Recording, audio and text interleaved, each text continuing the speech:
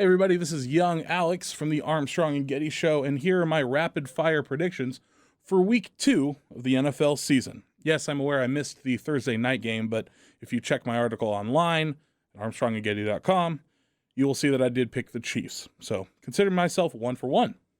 Dolphins at Baltimore. Miami did put together a solid win in week 1. The talent on the offensive side is evident, but they do travel to Baltimore where the Ravens have their own high-end talent. They play the Jets, which is more of a gift than a challenging opponent. I think it's a great litmus test for both of the teams. Who do I like? Quoth the writer, nevermore. Give me the Ravens. New York Jets at Cleveland. There's not really much reason to watch this game unless you're a fan of either team. And, well, if you are a fan of either team, I do send my pity and my condolences. Home team wins this toss-up. Give me the Browns. Commanders at Lions. Everything I said about that last matchup, copy-paste. Although there's more talent in this game than the last one, and Detroit does look like a decent team.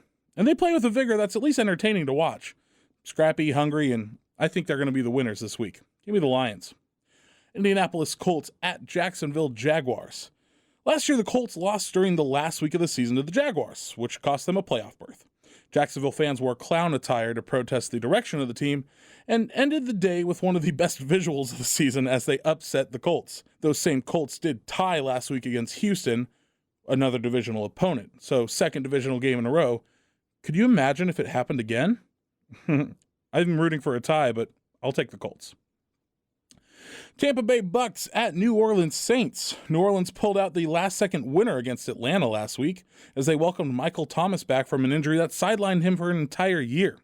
Tampa Bay looked, as expected against a dreadful Dallas team. Tampa needs offensive line help. The Saints have had Tampa's number recently, and I do think this trend continues into this week. Give me the Saints. Carolina Panthers at New York Giants. This is a tale of two teams who are on the rebuilding route, yet going completely opposite directions. Carolina is trying to resurrect Baker Mayfield's career and become competitive with a coach that couldn't inspire me to get out of bed, let alone play football. New York has a coach who fired up the locker room and a similar talent level to Carolina.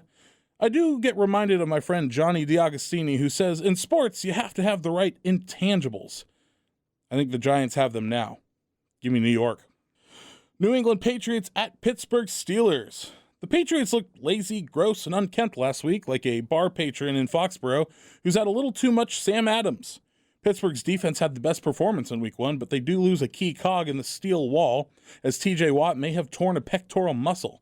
Pitt should win, but they do have a nasty habit of playing down to opponents, and this one could end up being closer than it should. I still like the Steelers in this one. Atlanta Falcons at Los Angeles Rams. The Rams were schooled by the Bills in the season opening game. They turned the ball over 3 times, failed to capitalize on key opportunities, and were beat as such by a top team. Atlanta is not a top team. If Matthew Stafford and company fail to get into the win column this week, it could unravel one of the preseason favorites the entire year. I like the Rams to beat the Falcons. Seattle Seahawks at the San Francisco 49ers.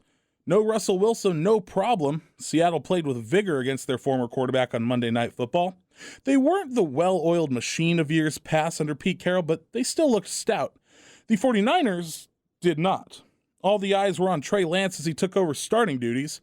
He did not have a great game, but I really don't think anyone would in the conditions at Soldier Field last Sunday. The field was so wet and Moses himself couldn't part that sea. Their defense didn't help the cause, gifting the Bears over 100 yards in penalties. I do expect San Francisco to right the arc, or ship, so to speak. Give me the 49ers. Cincinnati Bengals at Dallas Cowboys. The Bengals looked awful for 3 quarters against Pittsburgh and still took them to the last play of overtime before losing that contest. Dallas looked awful for 4 quarters and lost their top quarterback Dak Prescott with a broken hand. It's not really hard to pick who I like in this one. Give me them Bengals.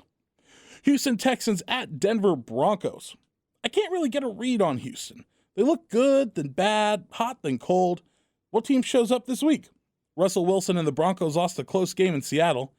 I don't think they lose 2 weeks in a row. As long as they can overcome some questionable coaching decisions that cost them last week, they should be fine. Take the Broncos. Arizona Cardinals at Las Vegas Raiders. The Raiders turned the ball over way too much against the Chargers in the first week. When they stopped handing the ball over to the other team, their new toy Devontae Adams, he looked like a game changer. Arizona couldn't muster much against the Chiefs, but the Raiders' defense would be easier to score against, one might think. It should be an entertaining game. I like the Raiders at home. Chicago Bears at Green Bay Packers. Sunday Night Football, Chicago looked terrible for 3 quarters against the Niners in Week 1, but by the grace of the rain gods and referee flags, they pulled out the dub. Green Bay looked lost against the Vikings on both sides of the football. Aaron Rodgers doesn't like losing to Chicago, considering he hasn't done much of it in his career and, quote-unquote, still owns them. Rodgers makes Chicago pay for the sins of last week, and the Packers roll. Monday Night Football, game number 1, Tennessee Titans at the Buffalo Bills, and I like Buffalo by 1,000,000. At home after 10 days rest versus a Titans team who lost a demoralizing game against the Giants. Josh Allen, he's that dude. He got that dog in him.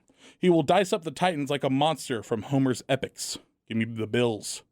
In game 2 on Monday Night Football, it's the Minnesota Vikings at the Philadelphia Eagles.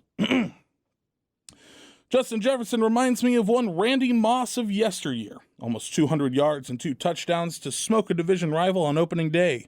Kirk Cousins delivered the ball with pace and made little to no mistake. Philly beat a Lions team that made it close, but they still scored the second most points of the week. I think this one's probably going to be the game to watch on Monday night.